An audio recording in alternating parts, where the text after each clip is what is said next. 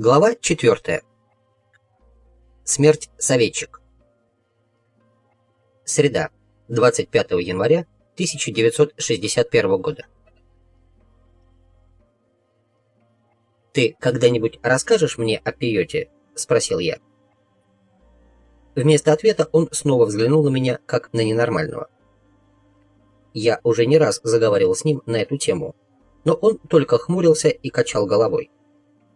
В этом жесте не было прямого отказа, скорее саркастическое недоумение. Мы сидели на земле у порога. Вдруг Дон Хуан резко встал. Едва заметно кивнув, он предложил мне идти за ним. Мы направились на юг и углубились в пустынный Чапараль. По пути он повторял, что я должен ясно понять бесполезность чувства собственной важности и личной истории. «Твои друзья, — сказал он, резко повернувшись ко мне, — которые давно тебя знают, от них нужно уйти, причем как можно скорее». Я подумал, что он до идиотизма настойчивый псих, но промолчал.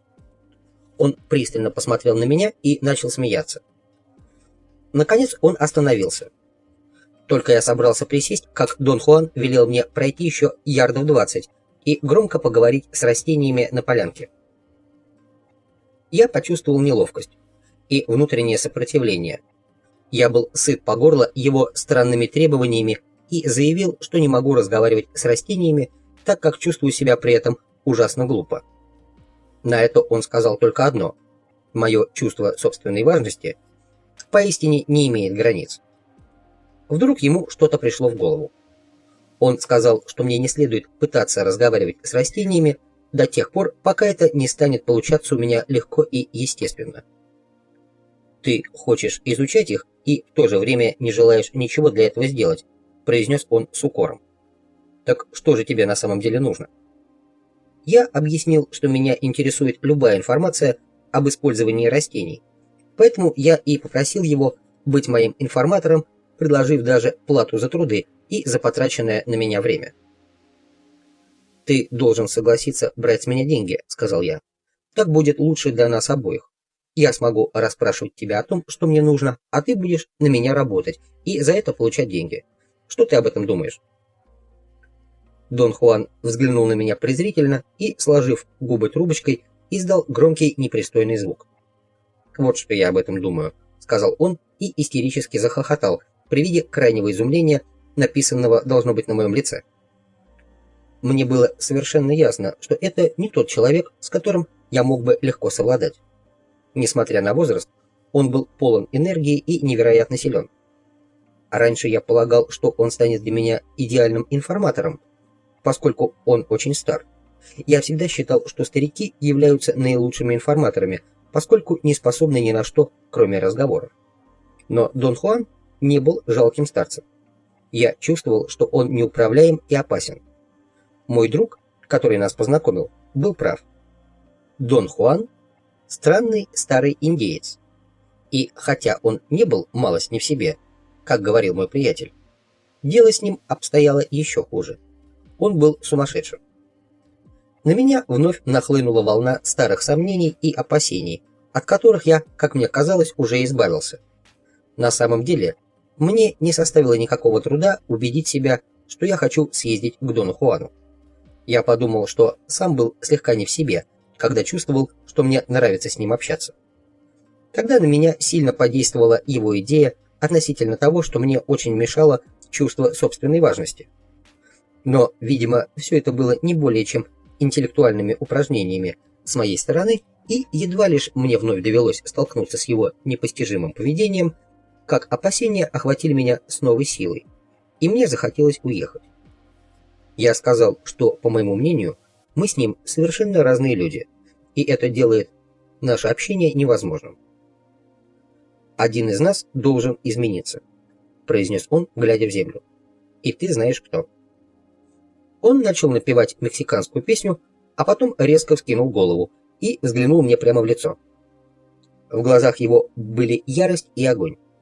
Я хотел было отвести глаза или закрыть их, но, к своему великому изумлению, просто не смог оторваться от его взгляда. Он спросил, что я увидел в его глазах. Я ответил, что ничего. Но он настаивал на том, чтобы я рассказал, осознание чего вызвал во мне его взгляд. Я постарался дать ему понять, что его глаза заставили меня осознать только собственное смущение, и что я почувствовал себя под его взглядом весьма и весьма неуютно. Он не отступал. Он продолжал смотреть. В его взгляде отсутствовала прямая угроза или злость. Он был скорее таинственным и беспокоящим. Дон Хуан спросил, не напоминает ли он мне птицу. «Птицу?» — воскликнул я. Он по-детски хихикнул, отвел глаза и мягко сказал: «Да, очень необычную птицу». Он снова зафиксировал на мне взгляд и приказал вспоминать. С чрезвычайной убежденностью он утверждал, что знает, я уже когда-то видел этот взгляд. У меня возникло ощущение, что каждый раз, когда старик раскрывает рот, он меня просто провоцирует. Я уставился на него с открытым пренебрежением. Вместо того, чтобы разозлиться, он захохотал. Хлопнув себя поляшком, он заорал так, словно объезжал дикую лошадь. Потом Дон Хуан снова стал серьезным и сказал, что сейчас для меня очень важно перестать с ним бороться и вспомнить ту необычайную птицу, о которой он говорит. «Смотри мне в глаза», — велел он. В его глазах была дикая ярость. Мне показалось, что они и впрямь о чем-то мне напомнили. Но я не мог с уверенностью сказать, о чем именно. Некоторое время я об этом размышлял, а потом вдруг осознал, не форма глаз или головы, но холодная ярость этого взгляда напомнила мне о том, как выглядят глаза сокола. В этот самый миг он искоса смотрел на меня, и в течение короткого мгновения в моем уме царил полный хаос. Мне казалось, что вместо Дона Хуана я вижу сокола. Однако образ был слишком мимолетным, и я находился в чересчур подавленном состоянии, и это помешало мне в достаточной степени на нем сосредоточиться. Очень возбужденно я сказал Дону Хуану, что готов поклясться, я видел черты сокола в его лице. Дон Хуан снова расхохотался. Мне доводилось видеть глаза соколов. Когда-то в детстве я охотился на них, и, по мнению моего деда, это у меня неплохо получалось. У него была ферма по разведению леггорнских кур, и соколы представляли серьезную угрозу для этого бизнеса. Их отстрел считался делом не только целесообразным, но и правильным. До этого самого момента я не вспоминал, что ярость соколиных глаз преследовала меня.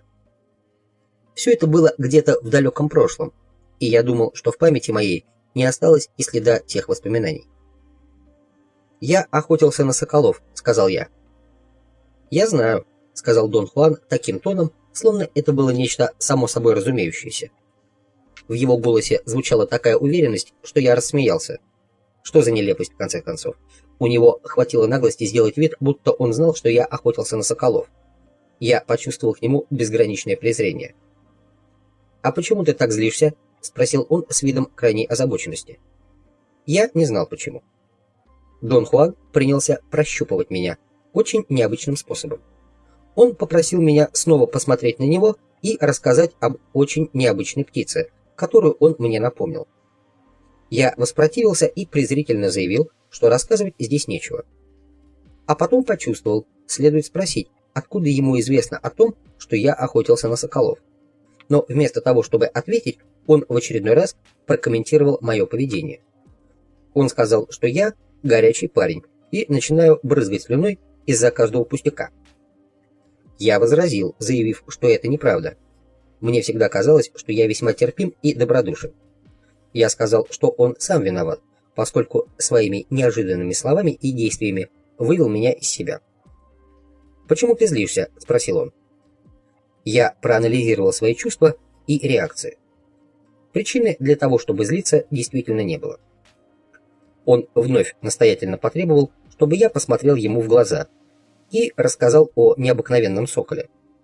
Теперь он выразился иначе. Раньше он говорил «очень необычная птица», а в этот раз сказал «необыкновенный сокол». Это соответствовало изменению, происшедшему в моем собственном настроении. Меня внезапно охватила печаль. Он прищурился так, что его глаза превратились в узенькие щелки, и сказал, что видит очень необычного сокола. Слова его звучали с каким-то особенным драматизмом. Он трижды повторил их, словно в самом деле видел перед собой эту птицу, и спросил: «Ты помнишь его?» Ничего подобного я не помнил. «А что в этом соколе необыкновенного?» — спросил я. «Это ты должен мне сказать», — ответил Дон Хуан. Я настаивал на том, что понятия не имею, о чем идет речь, и, соответственно, рассказывать мне нечего. «Не нужно со мной бороться», — сказал Дон Хуан. «Борись с собственной вялостью и вспоминай». Какое-то время я совершенно серьезно старался его раскусить, но мне пришло в голову, что точно так же можно было бы попытаться вспомнить. «Когда-то ты видел множество птиц», — намекнул Дон Хуан, как бы давая мне ключ. Я сказал, что в детстве жил на ферме и подстрелил не одну сотню птиц. Дон Хуан заявил, что в этом случае мне будет несложно вспомнить всех необычных птиц, на которых я охотился. Он вопросительно смотрел на меня, словно это была решающая подсказка. «Птиц было столько, и я охотился так много, — сказал я, — что ничего не могу о них вспомнить». «Это особенная птица», — произнес он почти шепотом. «Это птица — сокол». Я снова начал вычислять, к чему он ведет. Дразнит? Или говорит серьезно? После длинной паузы он снова велел мне вспоминать. Я почувствовал, что и мне не остается ничего другого, как только вступить в игру. «Ты говоришь о соколе, на которого я охотился?» — спросил я. «Да», — прошептал он, закрыв глаза. «То есть это произошло, когда я был мальчишкой?» «Да». «Но ты говоришь, что видишь сокола перед собой сейчас». «Вижу». «Что ты пытаешься со мной сделать?» «Пытаюсь заставить тебя вспомнить». «Что вспомнить, ради бога?» «Сокола, быстрого как свет», — сказал он, глядя мне в глаза. Я почувствовал, что сердце мое замерло. «Теперь смотри на меня», — велел он. Но я не смотрел. Его голос едва до меня доносился. Я был ошеломлен воспоминанием, которое полностью овладело моим существом. Белый сокол. Началось все с того, что, подсчитывая своих лиггорнских цыплят, дед приходил в бешенство. Цыплята регулярно исчезали самым досадным образом. Дед лично организовал и осуществил тщательнейшее дежурство, и после нескольких дней наблюдения мы, наконец, заметили, как большая белая птица уносила в когтях молоденькую курочку. Птица действовала очень быстро и четко знала, что делает.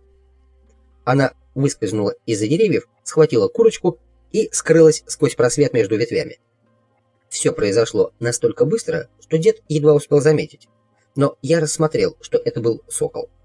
Дед сказал, что если это действительно так, то сокол должен быть альбиносом. Началась кампания по охоте на сокола-альбиноса, и дважды я думал, что он у меня в руках. Он даже выпускал из когтей добычу, но каждый раз уходил. Он был слишком быстр для меня. И очень умен, потому что на ферму моего деда охотиться больше не прилетал. Я бы забыл о нем, если бы дед постоянно не напоминал мне. 2 месяца я преследовал белого сокола по всей долине, в которой мы жили. Я изучил все его повадки и был способен чуть ли не интуитивно предвидеть траекторию его полета. Но скорость и внезапность его появления непременно сбивали меня с толку. Я мог похвастаться, что практически каждый раз, когда мы с ним встречались, я не давал ему ухватить жертву, но добыть его мне все-таки никак не удавалось. Только однажды за 2 месяца войны с белым соколом мне удалось подобраться к нему близко. Целый день я его выслеживал и очень устал. Присев отдохнуть под эвкалиптом, я заснул. Разбудил меня внезапно раздавшийся над головой соколиный крик. Не двигаясь, я открыл глаза и увидел высоко в ветвях эвкалипта белую птицу. Это был сокол-альбинос. Преследование закончилось.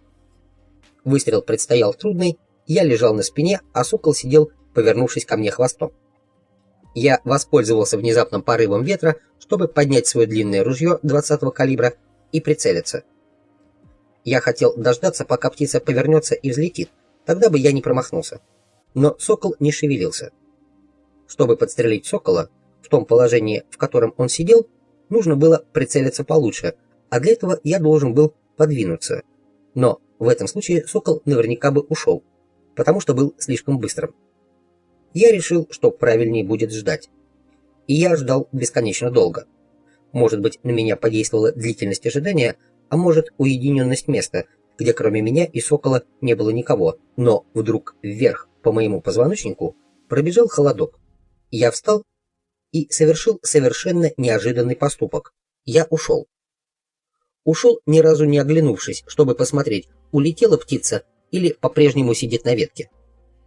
Я никогда не придавал особого значения своему заключительному поступку в этой истории с белым соколом. Ведь я убил десятки соколов. На ферме, где я рос, охота на птиц и самых различных животных была делом совершенно естественным. Дон Хуан внимательно выслушал мой рассказ о белом соколе. «Откуда ты о нем узнал?» — спросил я. «Я увидел его», — ответил он. «Где?» «Прямо здесь, перед тобой». Я не был настроен спорить и спросил, что все это значит. Он ответил, что белая птица вроде этой — знак. И отказ от того, чтобы в нее стрелять, был единственным правильным решением. «Смерть ненавязчиво предупредила тебя», — с таинственным видом произнес Дон Хуан. «Она всегда приходит, как холод в позвоночнике». «О чем ты говоришь?» — нервно спросил я. Он в самом деле действовал мне на нервы своей мистической болтовней. «Ты много знаешь о птицах», — сказал он. «Ты убил их слишком много. Ты знаешь, как нужно ждать. Ты часами неподвижно ждал. Я знаю, я вижу». От его слов все мои мысли и чувства пришли в полнейший беспорядок. Я подумал, что больше всего меня раздражает та уверенность, с которой он делает свои заявления. Эта догматическая однозначность была для меня невыносимой, тем более, что речь шла о том, что касалось только меня и моей жизни, и в чем я сам не был уверен. Дон Хуан наклонился ко мне, но я был настолько подавлен, что не замечал этого, пока он что-то не прошептал мне в самое ухо. Сперва я не понял, и ему пришлось повторить. Он велел мне, как бы невзначай, обернуться и взглянуть на камень слева от себя. Он сказал, что моя смерть сидит там и смотрит на меня, и если я по его сигналу поверну голову, то, возможно, смогу ее заметить. Он сделал знак глазами. Я оглянулся, и мне показалось, что я заметил, как над камнем что-то мелькнуло. По спине прокатилась холодная волна, мышцы живота непроизвольно напряглись, и все тело судорожно дернулось.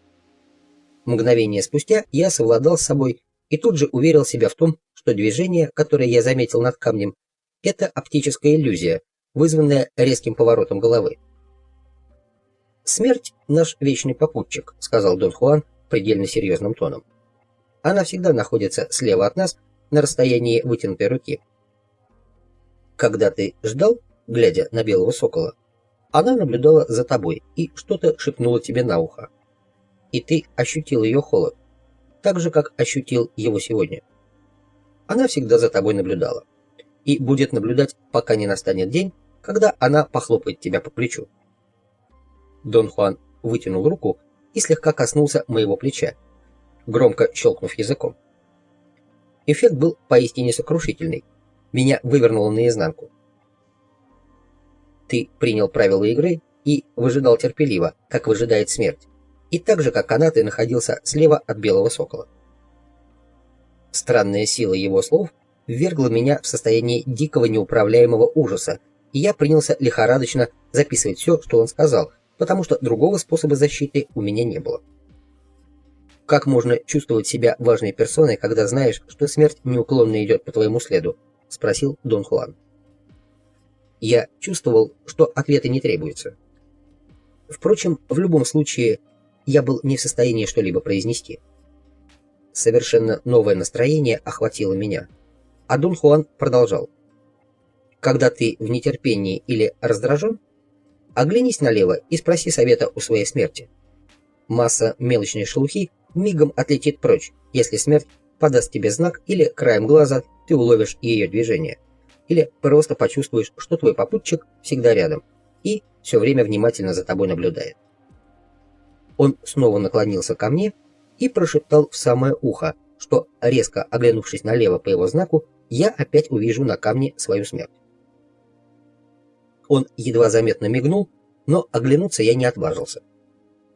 Я сказал, что верю, и что в этом плане ему больше нет нужды на меня давить, потому что я и так уже в ужасе. Дон Хуан разразился своим раскатистым грудным хохотом.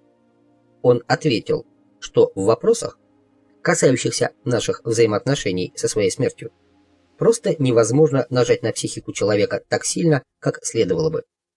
Но я возразил, что в моем случае бессмысленно столь углубленно это рассматривать, потому что ничего, кроме ощущения страха и дискомфорта, мысль о смерти мне не дает. «Ты просто доверху набит всяким вздором», — воскликнул он.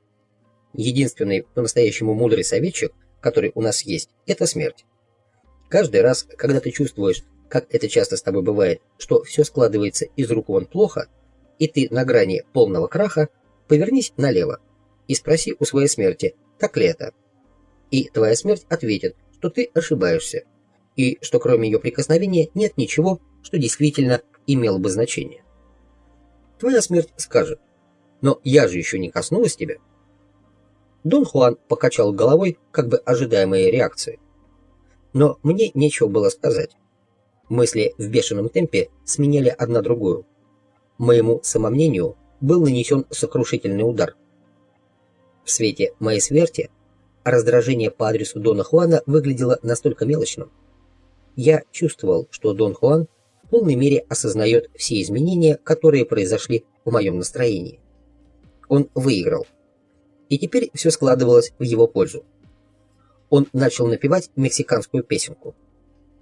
«Да», — мягко произнес он после длинной паузы, «один из нас должен снова осознать, что смерть охотится за каждым из нас, что она всегда рядом за нашим левым плечом.